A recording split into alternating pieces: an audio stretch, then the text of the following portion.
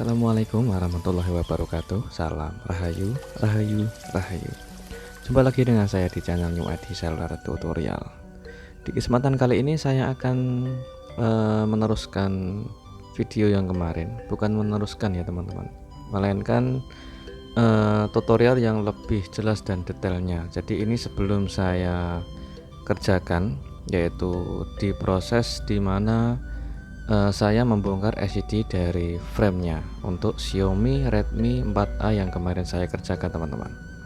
Dan ini adalah tutorial, yaitu dimana saya akan berbagi tutorial penggantian lapisan polaris atau cara penggantian untuk lapisan polarizer.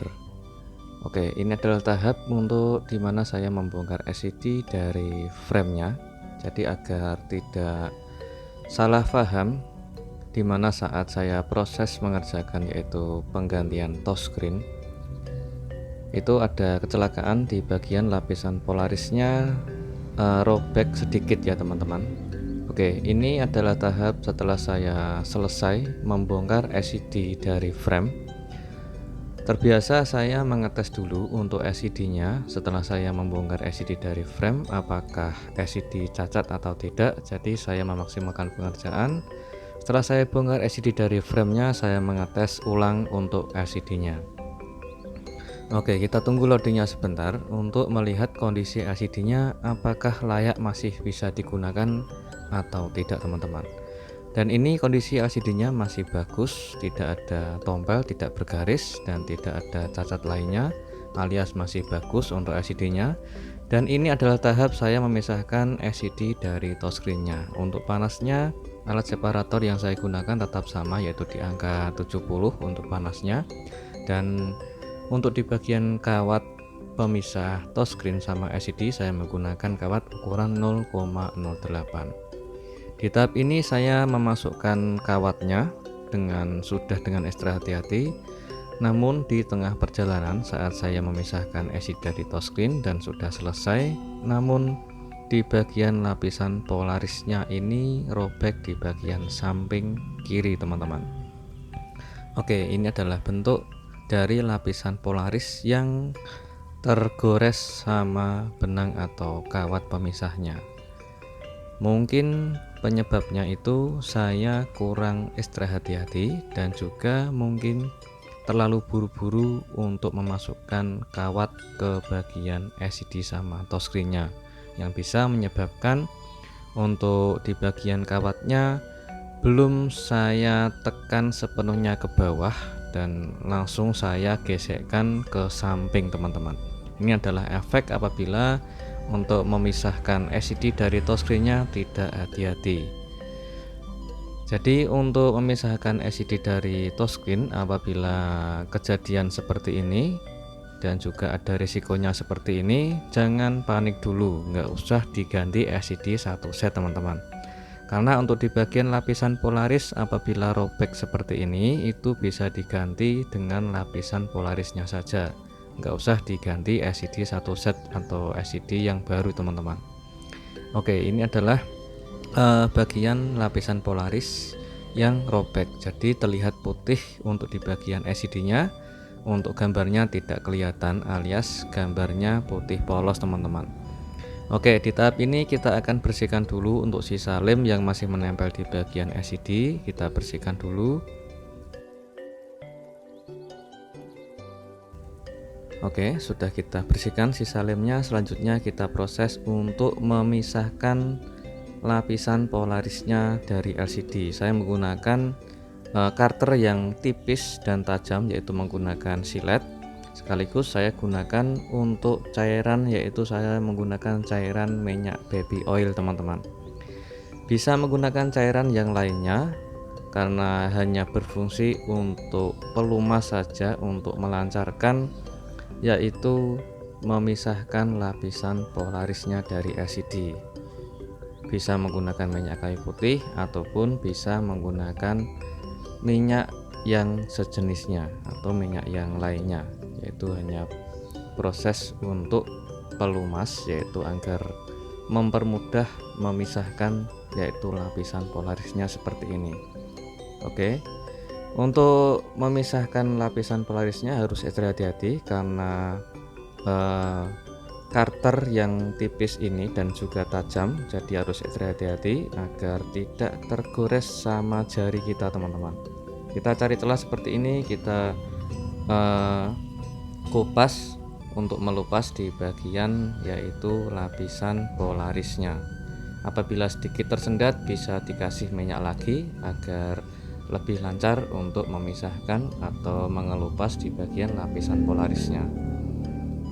Oke, untuk di bagian ini untuk memisahkan polaris tidak beresiko di bagian layar LCD ya teman-teman. Meskipun kita menggunakan karter yang tajam, tidak bakal tergores sama LCD karena di bagian LCD sebelum ada lapisan polaris itu di bagian bawah lapisan polaris adalah LCD yang utama adalah berbentuk dari bahan kaca. Jadi meskipun kita gores-gores seperti tadi untuk mengelupas atau memisahkan lapisan polarisnya, LCD tidak bakalan cacat tergores-gores teman-teman. Oke, masih ada sisa lem setelah kita pisahkan. Untuk lapisan polarisnya kita bersihkan lagi, yaitu dengan menggunakan cairan pertamax yang saya gunakan. Kita teteskan secukupnya saja, jangan terlalu banyak ya teman-teman. Apabila terlalu banyak nanti bisa meresap dan bisa masuk ke bagian sela samping LCD atau bisa masuk ke dalam lapisan LCD. Oke, setelah saya gosokkan menggunakan silet atau cutter yang tajam ini, masih ada sisa-sisa sedikit. Kita harus membersihkan sisa lem setelah kita mengelupas lapisan polaris. Sedikit agak keras untuk di bagian sisa lemnya, jadi harus ekstra hati-hati untuk membersihkannya. Oke, kita bersihkan sebersih mungkin, jangan sampai ada sisa lem yang masih menempel di bagian LCD. Oke, seperti ini adalah hasilnya teman-teman. Sudah LCD sudah kita bersihkan dan selanjutnya kita tes menggunakan touchscreen. Oke, kita tes untuk menggunakan touchscreen yang baru untuk melihat di bagian kondisi LCD setelah kita pisahkan atau kita kupas untuk mengelupas yaitu lapisan polarisnya. Oke, kita siapkan untuk lapisan polarisnya. Di bagian ini adalah lapisan polaris di mana kita mencari yang cocok untuk di bagian LCD yang bisa mengeluarkan gambar seperti ini. Oke, jadi apabila kebalik itu tidak bisa maksimal untuk gambarnya ya teman-teman, seperti pelangi, dan sedangkan kita balik lagi itu terlihat jelas warna putih. Jadi kita harus mencari diameter dan derajat yang cocok untuk LCD Xiaomi Redmi 4A ini. Oke, sekaligus saya tes untuk LCD sama touchscreen-nya dan juga untuk mengetes di bagian lapisan polaris yang akan kita gunakan. Oke, setelah kita cocok untuk mempresisikan di bagian LCD yang bisa mengeluarkan gambar dengan maksimal, tidak buram seperti ini ataupun tidak berbentuk pelangi dan putih, jadi sudah mendapatkan polaris yang cocok untuk akan kita pasang, dan sekarang kita akan potong sesuai ukuran LCD di bagian lapisan polaris yang sudah kita siapkan. Oke, kita presisikan LCD-nya agar panjangnya bisa sama dengan LCD ya teman-teman. Kita potong untuk lapisan polarisnya dengan ukuran LCD. Oke, kita potong sesuai ukuran panjang LCD, dan setelah itu jangan sampai lupa untuk di bagian mana yang cocok ya teman-teman. Bisa ditandai untuk lapisan polaris di bagian depan dan juga di bagian bawah agar tidak kebalik untuk pemasangannya. Oke, sebelum kita pasang lapisan polaris, alangkah baiknya dicek terlebih dahulu karena LCD tadi sudah kita tes. Karena ada jari atau kotoran yang mengenai di bagian lapisan LCD, kita bersihkan dulu. Untuk membersihkan LCD jangan sampai ada debu dan kotoran di bagian LCD-nya. Setelah itu kita lepas untuk plastik lem oka, maksud saya bukan lem oka ya teman-teman, tapi lapisan polaris. Di bagian bawah kita akan tempelkan menggunakan alat roll Hampir mirip pemasangannya dengan lem OK teman-teman. Namun ini adalah pemasangan yaitu di mana pemasangan lapisan polaris. Kita potong sesuai ukuran LCD apabila masih ada sisa, karena saya menggunakan lapisan polaris yaitu lembaran atau universal. Oke, kita potong sesuai ukuran LCD. Jangan sampai kebalik untuk pemasangannya teman-teman. Jadi harus diingat betul di mana letak lapisan polaris yang mengeluarkan gambar dengan maksimal. Setelah kita pasang dan selanjutnya kita siapkan lem OK kering, yaitu dimana kita akan proses yaitu pemasangan lem OK kering setelah kita memasang lapisan polaris. Oke, untuk lapisan polarisnya ada plastiknya, kita jangan lupa untuk membuangnya. Setelah kita buang untuk mengambil lapisan polarisnya, maksud saya lapisan plastik yang ada di bagian depan polaris, kita lepas dan kita pasang lem OK kering dengan alat roll, yaitu hampir sama pemasangannya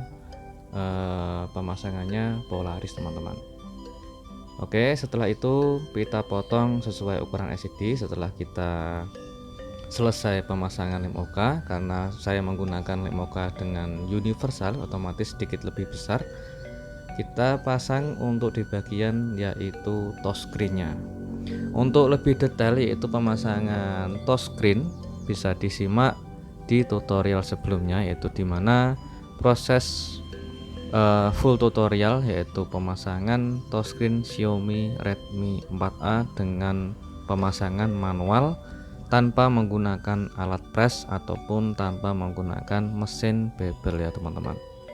Oke, kita jadi presisikan dulu untuk pemasangan touchscreen-nya. Sebelum kita pasang touchscreen itu presisikan dulu LCD ke frame, jangan sampai ada yang miring, dan juga kasih tatakan seperti kertas di bagian bawah LCD untuk memancing pemasangan touchscreen.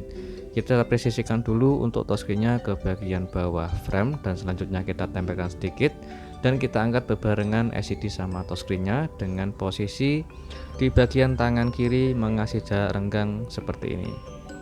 Oke, jika sudah presisi antara LCD sama touchscreen, kita proses yaitu memijit untuk pemasangan touchscreen dengan cara manual tanpa menggunakan alat atau mesin ya teman-teman. Kita gunakan dengan ujung kuku jempol dengan cara seperti ini. Untuk lebih detailnya, karena di video kali ini hanya tutorial yaitu proses penggantian lapisan polaris, jadi saya sengaja untuk percepat di bagian pemasangan touchscreen dengan cara manual. Untuk di bagian pemasangan touchscreen dengan full tutorial bisa disimak di tutorial sebelumnya atau bisa juga cek di link deskripsi yang sudah saya siapkan teman-teman. Untuk pemasangan touchscreen yaitu menggunakan lem OK kering tanpa menggunakan alat press ataupun tanpa menggunakan mesin, alhamdulillah pemasangannya berhasil tanpa ada gelembung yang ketinggalan di tengah LCD. Jadi pemasangannya rapi dan bersih teman-teman, tidak ada sisa debu yang ketinggalan di tengah LCD dan juga tidak terdapat gelembung di tengah LCD. Jadi untuk tutorial penggantian lapisan polaris, kalau saran saya harus ekstra hati-hati karena resiko kapanpun itu bisa terjadi apabila pengerjaan kurang hati-hati teman-teman, yang bisa menyebabkan LCD bisa bergaris ataupun LCD juga bisa retak dan pecah. Jadi untuk penggantian lapisan polaris bisa disimak di menit yang saat proses memisahkan lapisan polaris ataupun membersihkan, mengelupas lapisan polarisnya, bisa disimak di menit sebelumnya teman-teman. Dan ini adalah hasil akhirnya tanpa harus menggunakan atau mengganti LCD yang baru. Alhamdulillah penggantian lapisan polaris sudah sukses dan berhasil. Dan gitu aja untuk tutorial kali ini, semoga sobat manfaat. Jumpa lagi di tutorial berikutnya. Assalamualaikum warahmatullahi wabarakatuh. Jangan lupa bantu subscribe, like, share, dan komen. Salam Rahayu, Rahayu, Rahayu.